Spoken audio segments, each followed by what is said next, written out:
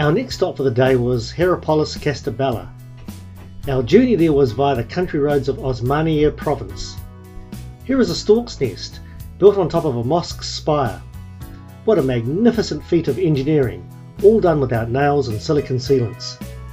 This area is rich in history, having been inhabited for well over 10,000 years. The evidence for it is just constantly in your face.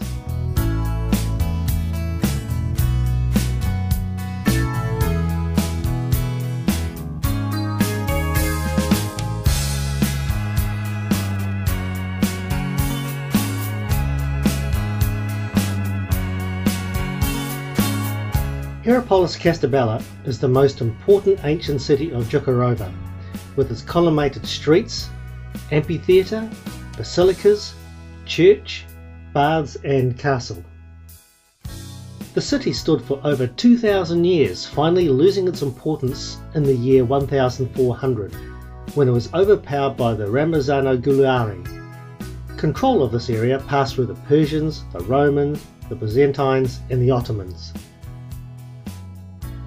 It's a reasonable sized city, so some preparation is required prior to exploration. First, you have to have the right footwear, Chinese mountain ones for a start. Next, it's the warm-up exercises, although if you have the mountain boots, exercises may not be necessary. Well, here we are. Another Roman cardo. I don't know why we keep doing this, but one day we'll find out. Actually, I did find out 9 months later when planning the 2011 Turkey trip. It was all because of you-know-who. I don't know why we keep rocking up right on lunchtime when it's hot as hell. Yeah, that's right. That's what you call planning. Oh, ouch! Time has taken its toll on many of the monuments of Hierapolis, but the castle and the amphitheatre still dominate the landscape. There is still much excavation work to be done. Okay, when does the show begin? No show today. No show today. Not going to try any belly dancing at all, are you? No.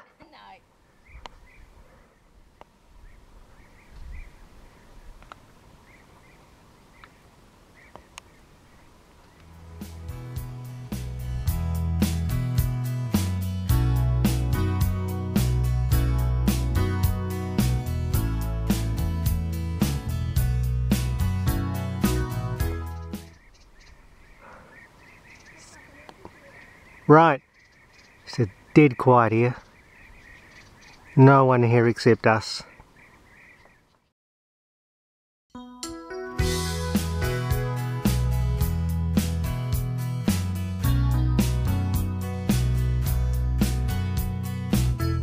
"19 kilometres north of Hierapolis Castabala lies Karatepe Aslanta, an open-air Hittite museum situated in the Tarsus Mountains on the Jayhan River. This is amazing. Here we are in Hittite country 3,500 years ago. It was an ancient city of Seleucia and was founded in 800 BC. The site was discovered in 1946 and excavated over a period of 10 years by a German archaeological team. In the 90s, another archaeological team continued the work.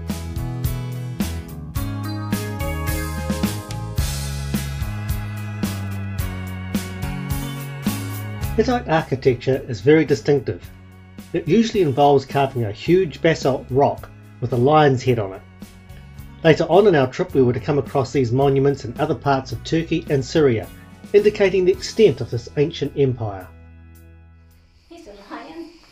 Incredible, this stuff's 3,500 years old. The Hittite race. Huh? Again, there's nobody here except us. Many civilizations make reference to the Tree of Life as mentioned in the Bible. For example, the Edomites, the Egyptians, and the Hittites were no exception. Here you can see two figures, probably gods, dancing around the Tree of Life. A final look at the river, a quick snack, a chat with a lizard, a toilet stop, which was a long drop with no toilet paper, so it's water and your left hand if you're doing number twos, after which we started making our way towards Iskenderun. After 200 metres, turn left.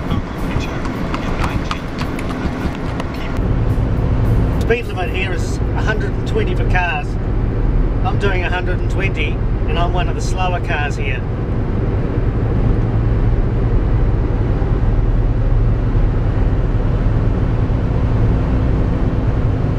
That is to say, when there are cars on the road.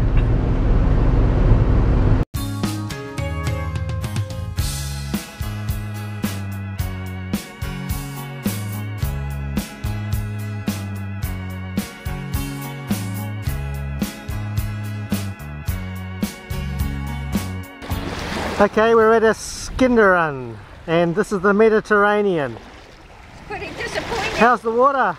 It's like a bath. It's like a hot bath here. I was wanting cold water. Oh well. Such is life. Such is life. Everything turns to custard. Yeah. Iskenderun is a translation of Alexandretta and has a population of 300,000. Strategically located on the coast, it was founded by Alexander the Great over 2,300 years ago in 333 BC. Iskenderun changed rule many times, occupied by the British in 1918, then the French in 1919, and then Ataturk claimed it back in 1938, so it's under Turkish rule today. Not a lot to keep us there. It was over 30 degrees, so we decided to head back to our air-conditioned car and move on to Antioch.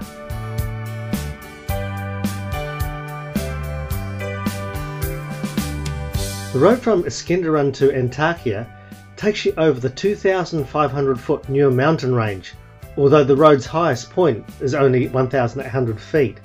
The views were just awesome.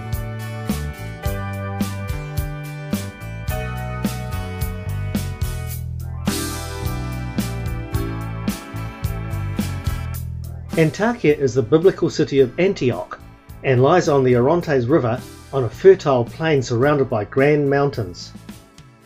Its current population is around 200,000, although at its peak it was as high as 500,000. Being near the Syrian border makes it more cosmopolitan than other cities in Turkey, so Arabic and Turkish are widely spoken. In the Arab world, Antakya or Antioch is known as Hittite, and you get used to the fact that most cities in this region are referred to by more than one name. Excavations of many tell mounds in the area reveal that Antioch has been occupied from 8,000 years ago. For example, here's a relief carving of Assyrian soldiers taken from the 2,700-year-old Tainat Ray Hanley mound, and another, a Hittite fresco from the 3,300-year-old Akana Ray Hanley tell mound. 2,400 years ago, Seleucus Nicator, one of Alexander the Great's generals, founded the city. We could spend hours talking about the history of the city, but the good news is, we're not going to.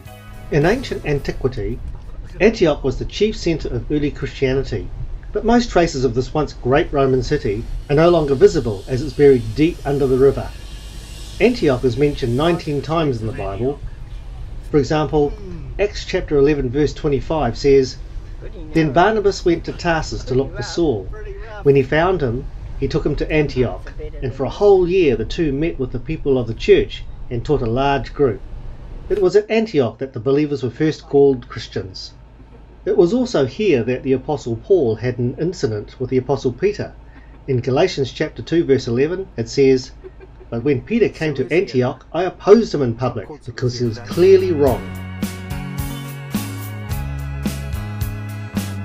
The St. Peter's Cave Church in Antioch is one of Christianity's oldest churches and dates back 1,600 years to 400 AD. Still remaining is this floor mosaic. It's thought that the tunnel here provided for emergency evacuation in the event of sudden raids and attacks. Just a few minutes walk up from the church is the Charonion. This is 2,300 years old and dates back to the time of King Antiochus in 300 BC. It was carved in an attempt to save Antioch from a plague. Historians think that it represents a deity of the underworld who needed to be appeased to bring an end to the plague. This area also has a number of ancient grave and burial sites. The Antioch Archaeological Museum is located in the centre of town. It houses one of the richest collections of Roman mosaics in the world. These 2,000-year-old mosaics in stone were uncovered mostly at excavations in Antioch and nearby. There are just rooms and rooms full of them. I was going to talk about each of them individually, but I've changed my mind.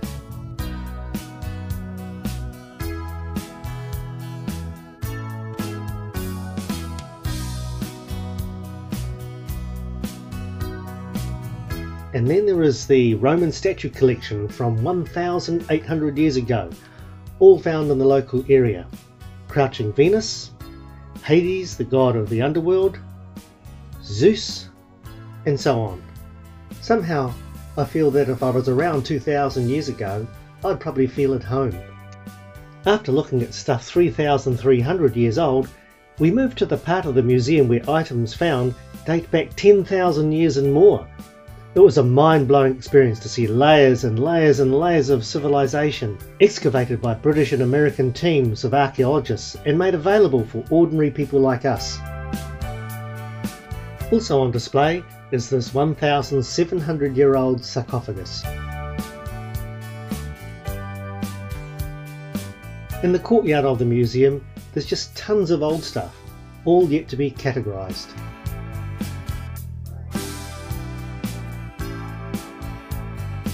What a wonderful time we had at the museum. Really good value. The experience starts right at the entrance with this sarcophagus parked right outside.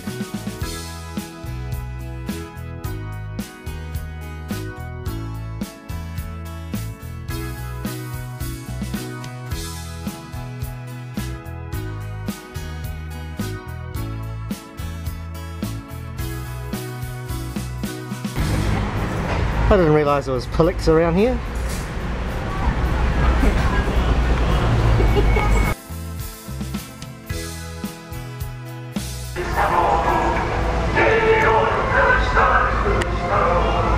Yep, I'll vote for him every day.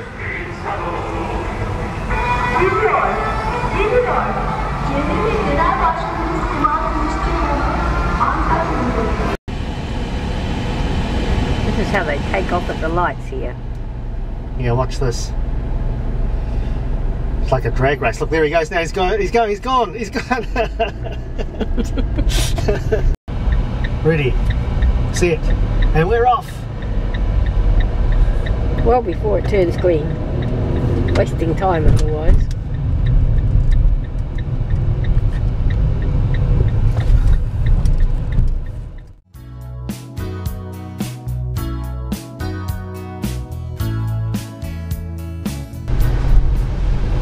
The better part of Aleppo. Not Aleppo.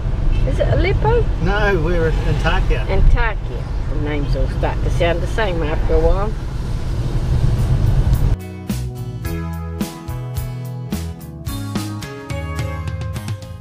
Seleucia Pieria lies at the seaside village of Jevlik, near the town of Samadag.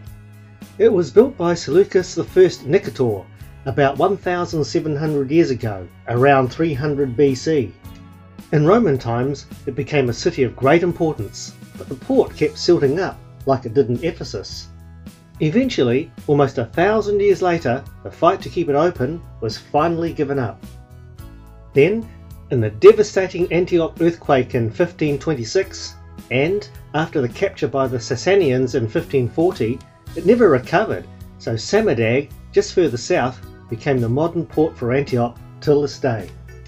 Paul of Tarsus and Barnabas sailed from this port on their first missionary journey as recorded in Acts chapter 13 verse 4. Considerable remains of the city are still visible, the main one being the Titus Tunnel, cutting through solid rock for 1.1 kilometres. The city was Christianized early. The oldest Christian known is Zenobius, who was present at the Council of Nicaea in 325 AD.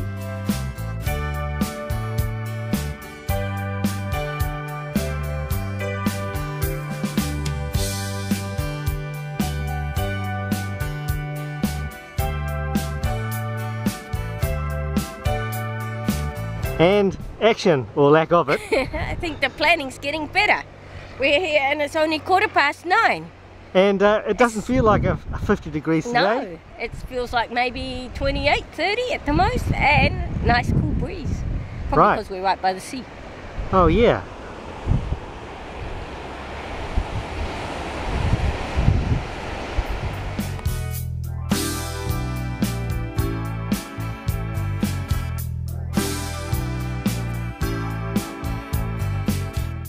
The Titus Tunnel is yet another Roman engineering marvel.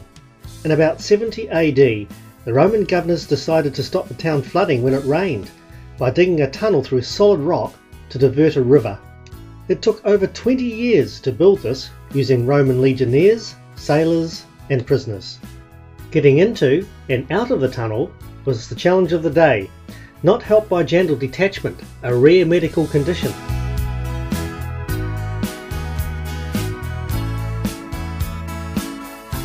Your jandals, madam. Thank you. That'll be 10 lira, please. Is it safe to walk over the bridge? I don't know. It looks okay from here. I'll go very fast. So many lizards. The easiest way to get down to the tunnels is to send somebody ahead of you, and if they come back okay, then it must be safe. This is the mighty Titus Tunnel. It was really dangerous getting down here. The rocks are as slippery as anything. It's really damp. I don't know how I'm going to get past that boulder, but I ain't going to be doing this in 10 years' time, that's for sure. Oh man. Right. Not far to go now. Okay. I did bring my torch. There's only one problem. I'm scared of the dark. Right. Over the big stone, but the next challenge. How to get up here in shorts and jandals. Wow, what an engineering amazement. General Titus. What an incredible guy.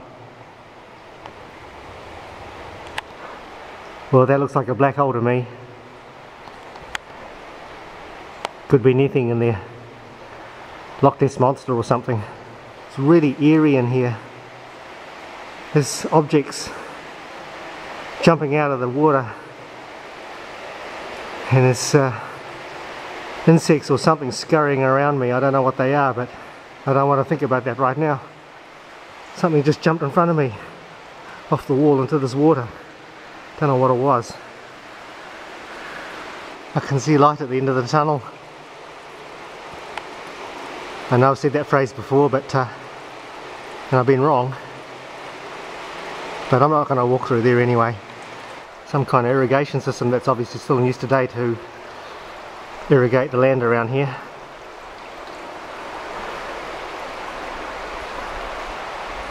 Right, it's one jandal at a time.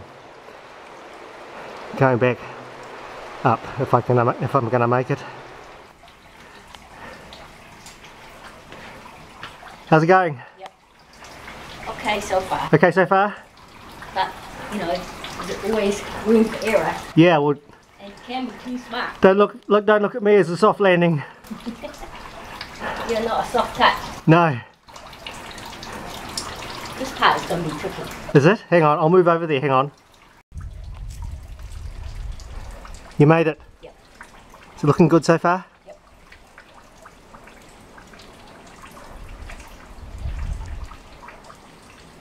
Okay.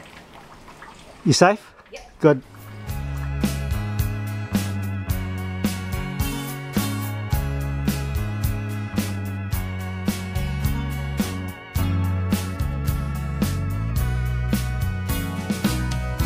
I don't know why they stopped using slaves. They did heaps of stuff. So handy. Should have some today. Oh, wait a minute. They have. They're called wives. Is that right? I thought they were called husbands. That's a new one on me.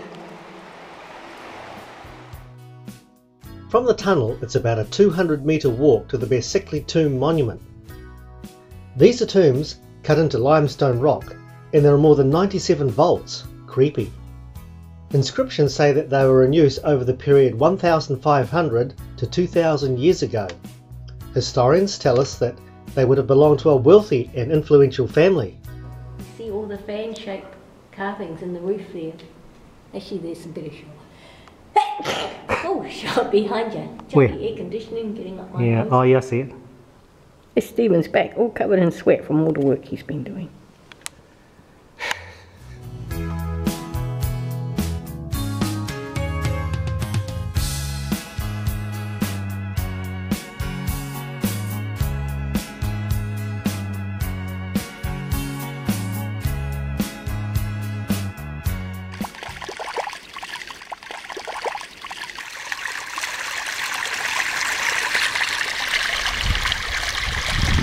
How was the tunnel and the tomb? Bit more cardio.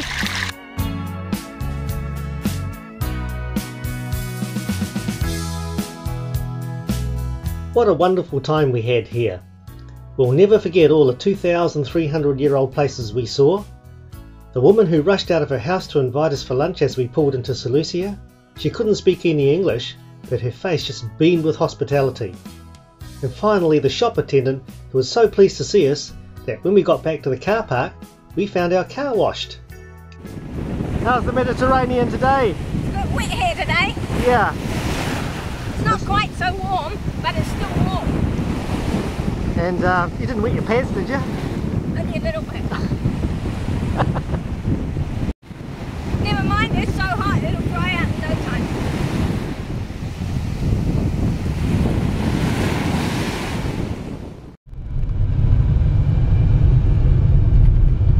Our journey back to Antioch involved taking the scenic route over the mountain ranges, which are also a source of local marble.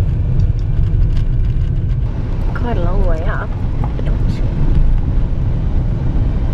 What a great view from here, eh? We're not in Antalya, we're in Antioch. Oh, okay. That helps when you try and look things up in the book. Yeah. Meanwhile, back at the Yaman Hotel, we're prepared for stage 3 of our adventure holiday. This is something new we haven't seen before. I thought it was a B-day at first, but it's not. It goes like this. I'll just gently turn it on. It's for washing your bottom. What a handy gadget. Saves you using toilet paper. And your hand, or your hand.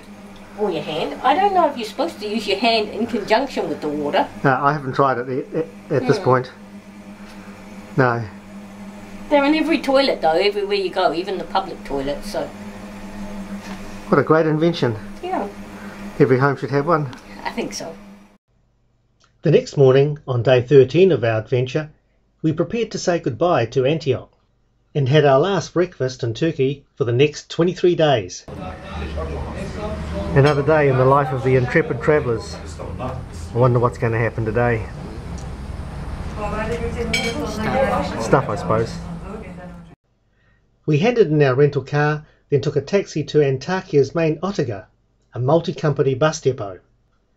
The tickets to Syria on the jet bus company were only $15 per person. We're in Antakya at the main otogar. We're on our way to Syria, Aleppo. This is going to be interesting. Bus station's quite modern and nice. See a few other tourists here as well. It's 10 to 9 and the bus leaves at 9 o'clock, so we thought, oh well, we might as well get up and go to the counter and attempt to get on. And we were told to sit down. So it's pretty relaxed here, don't panic.